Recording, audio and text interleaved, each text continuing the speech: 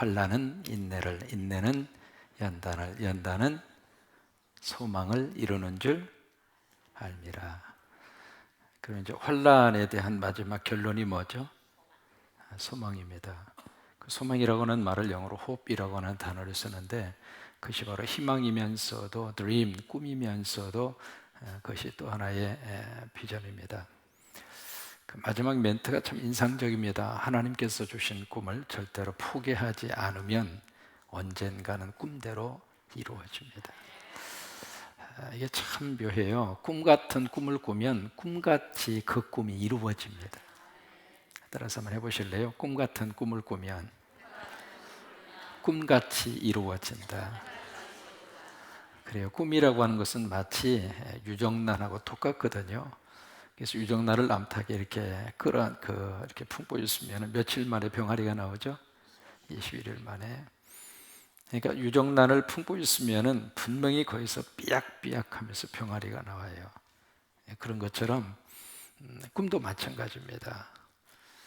그러니까 우리의 가슴 속에 꿈을 품고 있으면 언젠가는 그 꿈이 이루어집니다. 그래서 오늘 이 수예배를 통해서 우리 함께 온 여러분 모두에게 하나님의 저녁에 꿈을 주시기를 바라고, 왜냐하면 우리 안에 꿈이 있어야 우리 가정에 꿈이 있을 수가 있고 부모된 우리들 안에 꿈이 있어야 자식들이 꿈을 꿀 수 있고, 그래서 이 꿈을 꾸는 귀한 이 저녁이 될 수 있게 되기를 바랍니다. 임실 출신 가운데 여러분 아시는 유태영 박사가 있잖아요. 그분이 쓴 책 가운데 나는 언제나 꿈꾸는 청년이고 싶다. 책의 제목이 그래요. 그분이 저 책을 썼을 때가 나이가 거의 70이 넘었을 때입니다.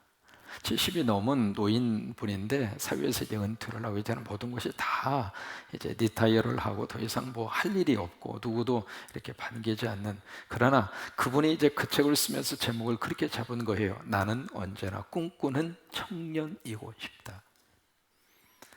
여러분, 내 마음속에 청년이 되겠다는데 누가 뭐라 그래요? 누가 뭐 돈 들어갑니까? 누가 뭐라고 그럽니까? 그래도 우리 스스로가 내가 나이 먹고 나는 이제 내 인생 끝났어, 스스로가 그렇게 생각하겠다는데 대해서는 어떻게 못 말리는 거예요. 그러나 나는 언제나 젊은이로 살겠다, 꿈꾸는 젊은 청년으로 살겠다, 그 생각, 그 마음을 가지면 또 그렇게 살 수 있거든요. 근데 그분이 그 책에서 참 인상적인 말을 유태영 박사가 쓰고 있는데 같이 한번 읽으셨으면 좋겠어요. 시작. 나는 스스로에게 미래의 꿈을 잉태하자고 했죠. 누가? 자기가 자기에게. 남이 나에게 꿈을 줄 수도 있지만은 그 꿈을 내가 품지 않으면, 내 스스로 그것을 잉태하지 않으면 나에게 그 꿈을 누가 줄 수 있는 게 아닙니다. 이분 하나님께서 우리에게 꿈을 주신다 하더라도 하나님이 주시려고 하는 그 꿈을 내가 잉태해야 돼요. 내가 품어야 된다 이 말이에요. 내 생각 속에 꿈이 있어야 되고, 내 가슴 속에 꿈이 있어야 되고, 내 언어 속에 꿈이 있어야 되고. 그래서 나는 스스로에게 미래의 꿈을 잉태하자고 나는 스스로에게 외친다 그 말이에요. 그 다음에 같이 한번 그 다음 보실까요? 시작. 임신한 어머니는 반드시, 근데 임신하자마자 그 다음날 아기 나오죠.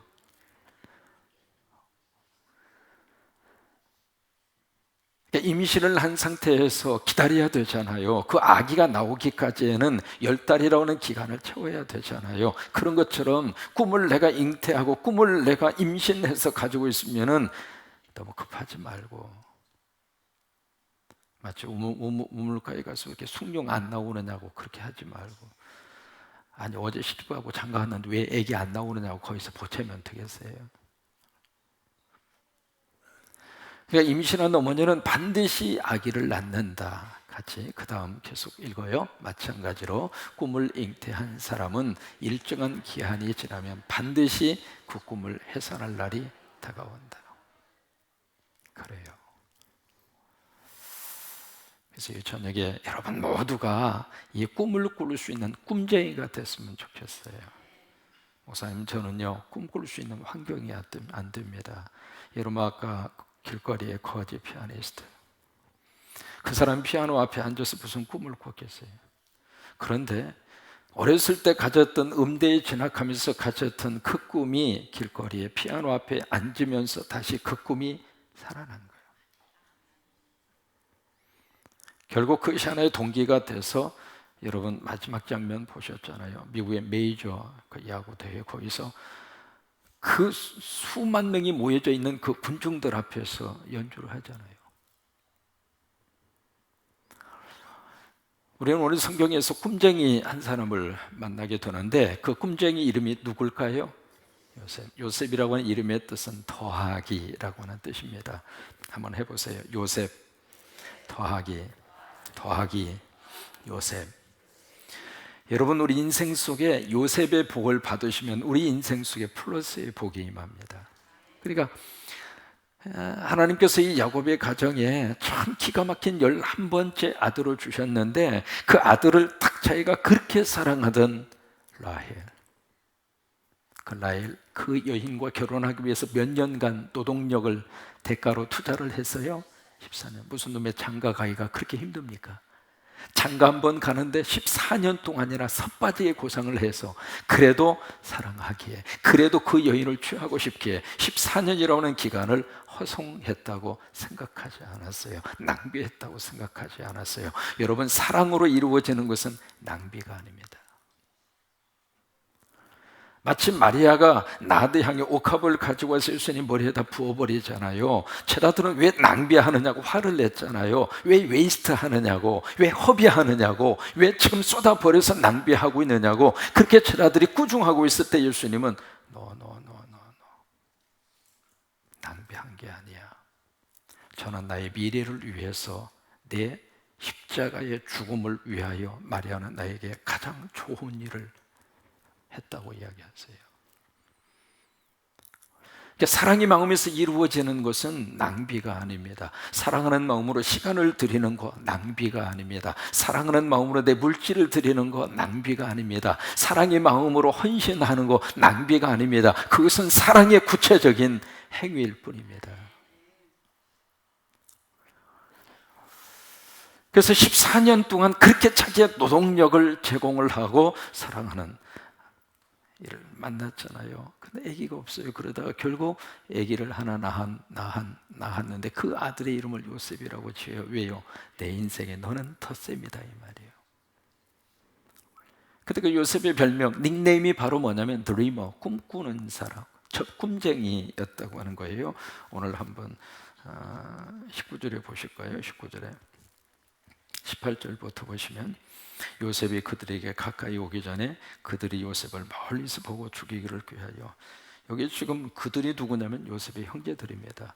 아버지의 심부름을 따라서 지금 형들에게 뭔가 먹을 것을 갖다 주기 위해서 지금 먼 거리를 마다하지 않고 찾아가고 있는 중이거든요. 근데 그 요셉이 자기 막내 동생이 저 멀리에서 오는 것을 보고 19, 18절 그들이 그런 생각을 하는 거예요. 묘한 작전을 그들이 짜고 있는 거예요. 요셉이 그들에게 가까이 오기 전에.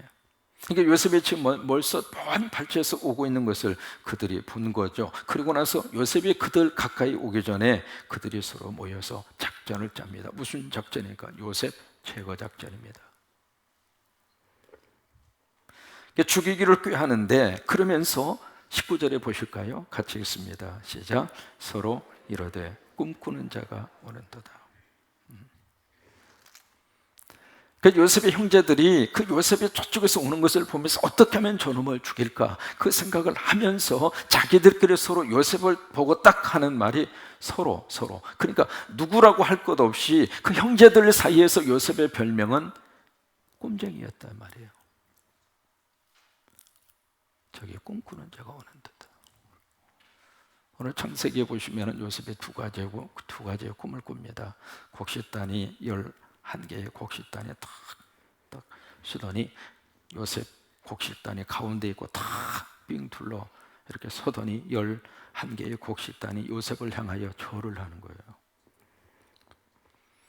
그 다음에 두 번째 꿈을 또 꾸잖아요. 해와 달 그리고 별 몇 개? 11개. 그 다음에 요셉을 향하여 다 절을 하는 거예요. 두 가지 인생이 있습니다. 절을 하는 인생이 있고 절을 받는 인생이 있습니다. 계속해서 우리가 절할 수밖에 없는 그런 위치에서 우리가 살 수도 있거든요. 왜? 나보다 상급자 항상 모셔야 되고. 근데 요셉이 지금 가지고 있는 그 꿈은 절을 하는 인생이 아니라 절을 받는 꿈이에요. 바라기는 우리 성광의 자녀들이 절을 받는 인생의 꿈을 꾸었으면 좋겠어요. 여러분, 누가 절을 받습니까? 올라가야 돼요. 올라가지 않으면 절하는 사람 없습니다. 그래서 우리 자녀들이 정말 하나님 안에서 큰 꿈을 꾸어서 정말로 높은 자리까지, 그 계통에서 높은 자리까지 올라가서 절을 하면서 사는 인생이 아니라 절을 받으면서 사는 인생. 요셉이 꾼 꿈이 바로 그 꿈이에요. 근데 그 꿈 때문에 요셉이 그 다음부터 너무 힘든 인생이 드라마틱하게 쭉 펼쳐지게 됩니다. 그래서 형들이 여기서 이제 저 꿈꾸는 자를 죽이자 그렇게 모함을 하잖아요. 그래서 구덩이에 던져버렸잖아요. 던져버렸는데 큰 형 루벤이 가만히 생각해 보니까 동생이 이렇게 죽여서는 안 되겠다. 그리고 유다가 와서 또 특별 제안을 합니다. 그래서 그 구덩이에서 다시 끄집어내요. 끄집어내가지고 이를 어떻게 할까? 그러다가 마침 이스마엘 상인들이 저쪽에서 오는 것은 그 사람들이 이제 고대 왕의 킹스 로드라고 그래서 왕의 도로라고 하는 도로가 있습니다. 저 위에서부터 애국까지 연결되어지는 고대 도로입니다. 그것을 킹스 로드라고 그래요. 왕의 도로라고 하는데 그 도로가 지금도 이제 이스라엘에 쭉 이제 나 있습니다. 그 도로를 타고 수많은 상인들이 무역을 하고 그랬거든요. 근데 이스마엘의 후예들이 마침 애굽으로 상인차 가는 그 상단을 만난 거예요. 그래서 유다가 중재를 합니다. 죽이지 말고 이 동생 팔아먹자. 그래서 은이 20냥을 받고 요셉을 팝니다. 여러분, 한 번 노예는 영원히 노예입니다. 걸레는 빨아도 걸레입니다. 그러면 한 번 종으로 팔리고 나면 그 요셉이 만약에 애굽에 가서 결혼을 했다고 가정을 해봐요. 거기서 나온 자식도 노예입니다. 그러면 그 자식의 자식도 노예입니다. 그럼 보세요. 사람이 어떤 일이 일어났을 때 이해가 되는 일이라면 쉽게 포기도 할 수 있고 받아들일 수도 있습니다. 그런데 이해가 안 되는 일, 그것은 참 받아들이기가 어려워요. 현실은 부정할 수 없지만은 벌어진 그 현실을 도저히 마음으로 품을 수가 없어요. 왜? 이해가 안 되니까. 다른 사람도 아니고 그래도 배달은 형제인데 아버지는 같잖아요. 어떻게 나를 노예로 팔아먹을 수 있는 거예요? 전혀 다른 사람이 나를 그렇게 해코지를 했다면 그래, 그놈은 나를 모르니까 나를 이렇게 할 수도 있지, 이해가 되잖아요. 근데 이건 배달은 형제잖아요. 형제가 아무리 나를 미워한다 하더라도 나를 노예로 팔아먹어? 영원히 노예로 나를 만들어버려? 이해가 됩니까? 안 됩니까? 될 수가 없죠. 그래서 여러분, 가까운 사이일수록 상처를 받으면 그 상처가 쉽게 이해가 안 됩니다. 아내로부터 받은 상처, 남편으로부터 받은 상처, 그 상처는요 쉽게 가시지를 않아요. 왜? 이해가 안 되는 거예요. 도대체 함께 사는 이 사람이 나를 이렇게 할 수 있는가? 함께 지금 한 이불을 덮고 같이 몸을 섞여서 한 몸 되어 살고 있는 이 인간이 나에게 이렇게까지 가슴에 못을 박는 이야기를 할 수 있는가? 이해가 안 된단 말이에요. 그래서 한 번 받은 상처가 쉽게 아물지가 않습니다. 여러분, 가까운 사이일수록 A를 더 지켜야 돼요. 함부로 하시면 안 됩니다.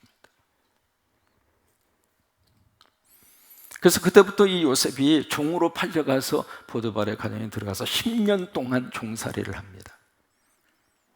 그러다 억울한 누명을 쓰고 다시 감옥으로 가죠. 그것도 보디발의 막 눈을 윙크하면서 막 요셉을 막 하려고 그랬잖아요. 요셉이 이러다가 다 큰일 나겠다 해가지고 옷을 벗고 도망가는데, 도망가는 그 요셉이 옷을 딱 잡고 청거라고 딱 하면서 자기 남편이 올 때까지 기다렸다가, 야 여보 세상에 이럴 수가 있느냐고, 당신이 지금 사가지고 온 이 노예가 말이야 나를 겁탈하려고 그랬다고, 그러면서 증거품으로 옷을 이렇게 딱 보여줍니다. 그러면 그 옷을 딱 보는 순간 그 남편이 무슨 생각을 했을까? 네가 꼬리쳤구만. 여러분 왜 그런 줄 알아요? 그 사회에서는요, 노예가 주인의 부인을 건든다? 살 수 없어요. 무슨 감옥입니까? 그대로 끝나는 거지. 그러니까 남편이 감옥에 넣었다는 이야기는 자기 부인이 평소에 괜찮은 남자만 보면 눈에다가 훅까지 넣고 립스틱 짙게 바르면서 그런 식으로 행동을 했다 이 말이에요. 그러니까 그 남편이 직감을 한 거예요. 야, 네가 꼬리쳤지 뭐. 그래서 감옥에 넣은 거예요. 그렇지 않으면 노예를, 자기 부인을 건드렸는데 그것도 증거가 나왔는데 무슨 감옥입니까? 죽이지. 그래서 감옥에 들어가서 3년 동안 썩어요. 그 13년이라는 기간 동안에 요셉이 견딜 수 있는 이유는 무엇이었는가? 가슴에 꿈이 있었어요. 누가 준 꿈? 하나님이 주신 꿈. 이래서 참 중요합니다. 우리들에게 내가 생각하는 꿈은 환경이 안 좋아하는 그 꿈은 산산조각 나버립니다. 그런데 하나님이 주신 꿈이 있잖아요. 하늘이 주신 그 꿈은요, 환경이 아무리 어렵다 하더라도 그 꿈은 내 속에서 사라지지 않아요. 그래서 요셉은 드리머, 꿈쟁이였어요. 두 번째로 성경에서 만나는 예수님은 누구보다도 꿈꾸는 분이었습니다. 예수님은 정말로 꿈쟁이 중에 꿈쟁이. 어떤 꿈을 꾸었는가? 이 세상의 모든 족속이 예수 믿어 하나님의 자녀가 되는 구원의 꿈. 그 꿈을 예수님이 꾸시고 이 땅에 오신 거예요. 그래서 예수라고 하는 그 이름의 뜻이 저들의 백성을, 그의 백성을 저들의 죄로부터 구원할 자. 이게 예수라고 하는 이름의 뜻입니다. 그 무엇으로도 죄 문제를 해결할 수 있는 것이 아무것도 없어요. 아무리 과학이 발달하고 아무리 경제적으로 부흥이 되고 그래도 인간의 죄 문제를 해결할 수 있는 것이 이 땅에는 없어요. 하나님만이 그걸 해결할 수 있습니다. 예수님만이 그것을 해결할 수 있어요. 그래서 그 예수님의 꿈을 꺾어보려고 수없이 많은 반대파들이, 예수님 당시에 종교인들이었죠. 바리새인이라든지 사두개파라든지 서기관이라든지, 이게 바로 그 당시에 있었던 종교인들입니다. 이 사람들이 예수님의 꿈을 꺾으려고 무진내를 쓰면서 결국 예수님의 십자가에 매달잖아요. 왜? 이러면 꿈이 끝날이라고 생각했어요. 그런데 하나님은 그 꿈을, 십자가를 통해서 꿈이 철저히 산산조각 날이라고 생각했던 그 십자가가 오히려 예수님의 꿈을 이루는 징검다리가 된 거예요. 요한복음 6장에 보시면 살아계신 아버지께서 나를 보내시매 내가 아버지로 인하여 산 것과 같이 나를 먹는 그 사람도 나로 인하여 살리라. 예수님이 꾸신 꿈이에요. 그게 예수님의 그 꿈의 구체적인 내용이 살림의 꿈이에요. 나를 먹는 사람은 나로 인하여 살리라. 그 꿈을 예수님이 꾸신 거예요. 그래서 세 번째로 우리에게 주시는 도전이 있습니다. 예수 믿는 우리도 꿈쟁이가 되라고 하는 거예요. 꿈쟁이가. 여러분, 교회는 꿈을 꾸는 꿈의 공동체입니다. 교회 안에서 꿈을 이야기하지 않으면 어디에서 꿈 이야기를 합니까?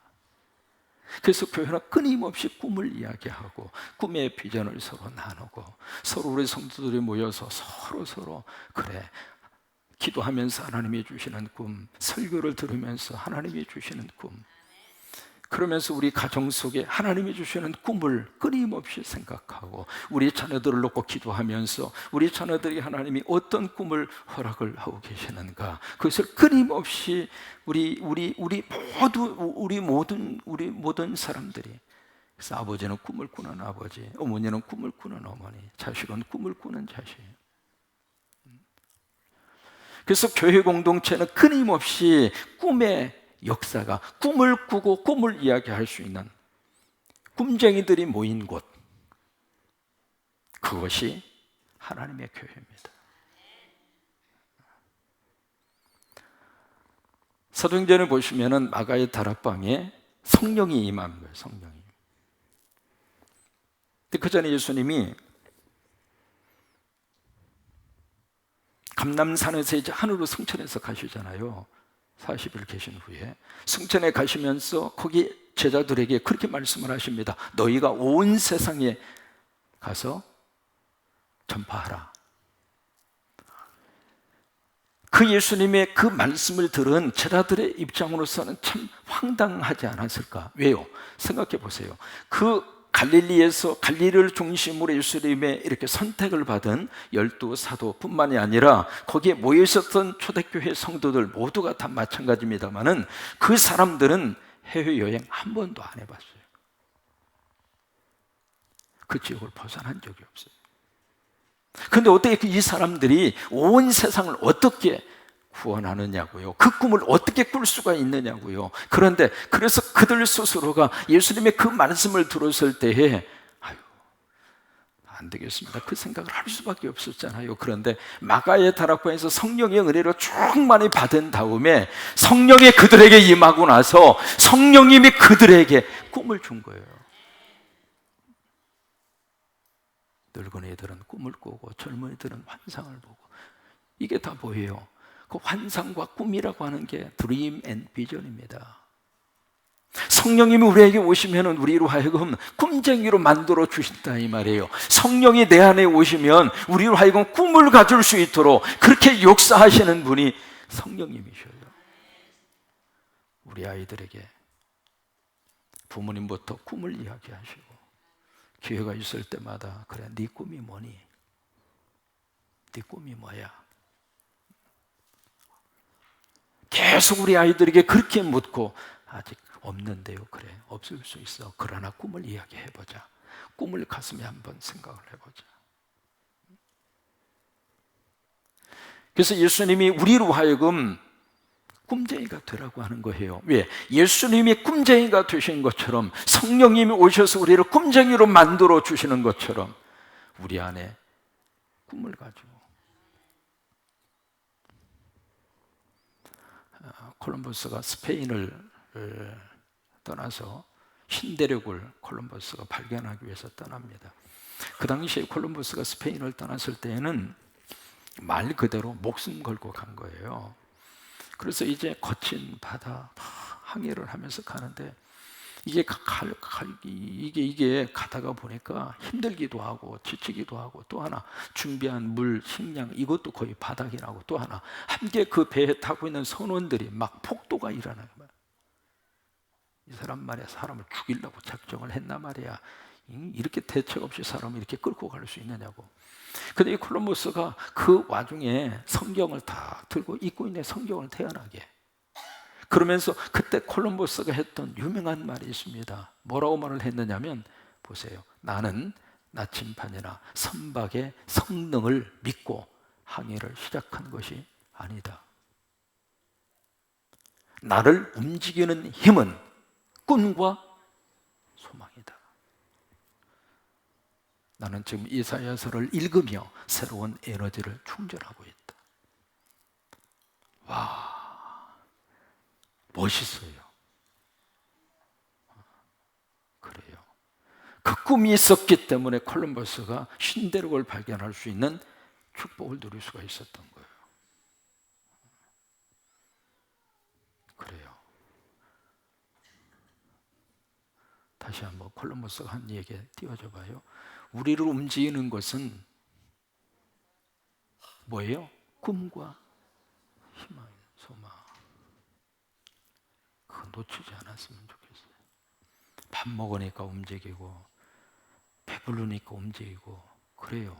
그러나 정말로 우리 인생을 움직이는 그 에너지는 다른 것이 아니라 바로 꿈과 희망이에요. 그것이 우리 인생을 움직이고, 그것이 우리 가정을 움직이고, 그것이 우리 교회를 움직이는 거예요. 미국의 비즈니스맨 가운데 탐 마네건이라고 하는 비즈니스가 있습니다. 조금 이따 띄워요. 탐 마네건이라고 하는 그 비즈니스 하시는 분이 있는데, 그분이 누구냐면 세계 3대 피자 가운데 하나가 도미노 피자가 있습니다. 한국에도 들어와 있죠? 도미노 피자. 그 도미노 피자를 창업한 사람이 탐 마네건이라고 하는 사람인데, 원래 이분이 고아 출신입니다. 아주 가난하게 살았어요. 뭐 고하니까 그럴 수밖에 없겠죠. 근데 이분이 젊었을 때가 아니라 다 어렸을 때입니다. 꼬마 시절에 야구를 그렇게 좋아했어요. 야구를 좋아했는데 이 꼬마 시절에 야구를 좋아하다가 이 사람이 디트로이트에 타이거스라고 하는 야구팀이 있습니다. 디트로이트라고 하는 거기에 타이거스라고 하는 야구팀이 있는데, 그 야구팀을 딱 보면서 어렸을 때 꿈을 꾸어요. 내가 저 디트로이트 타이거스 저 구단의 구단주가 되리라. 그 꿈을 꾸는 거예요. 여러분, 구단주가 된다는 이야기는요, 그 전체를 통째로 산다는 이야기예요.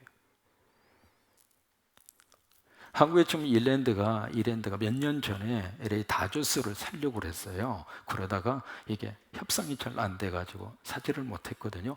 여러분, 미국의 큰 메이저 그 야구 그 구단주, 이거 아무래도 드는 게 아닌데, 그 고아 출신에 아무것도 없는 이 친구가 어렸을 때 그 꿈을 꾼 거예요.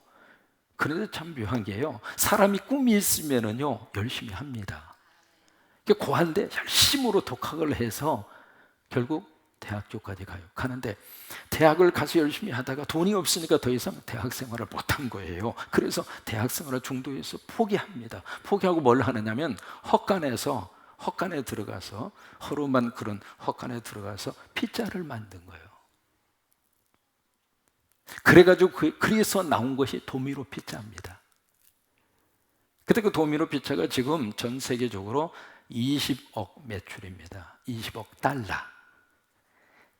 숫자가 크면 이렇게 놀라셔도 서로 괜찮습니다. 예. 엄청나게 큰 회사입니다. 그리고 결국 탐 마네건이 자기가 어렸을 때 가졌던 그 꿈대로 디트로이트 타이거스라고 하는 구단을 삽니다. 그래서 마침내 구단주가 됩니다.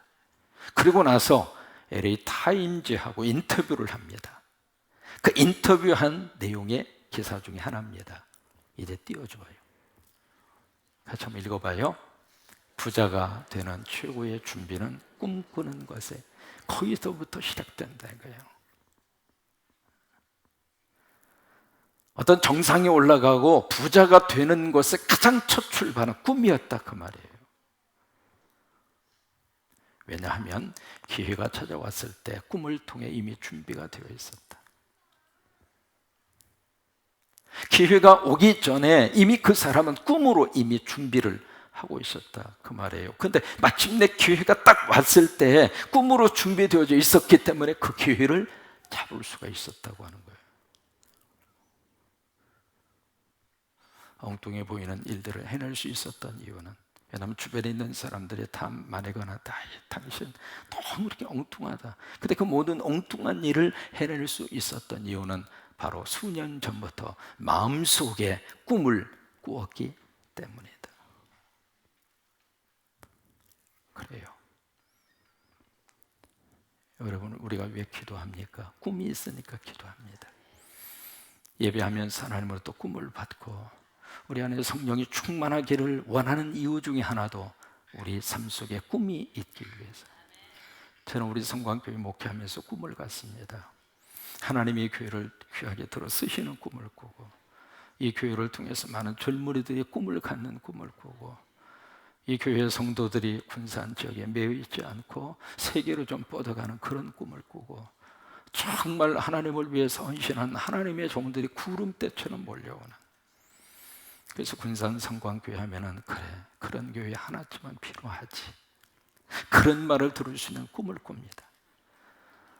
정말 하나님을 위해서 아낌없이 성도들이 낸 헌금이 세상으로 흘러 들어가서 너무 많이 퍼주어 가지고 성광교회가 망했다는 소리 한번 들을 수 있는 바로 그 교회. 아멘. 또 하나.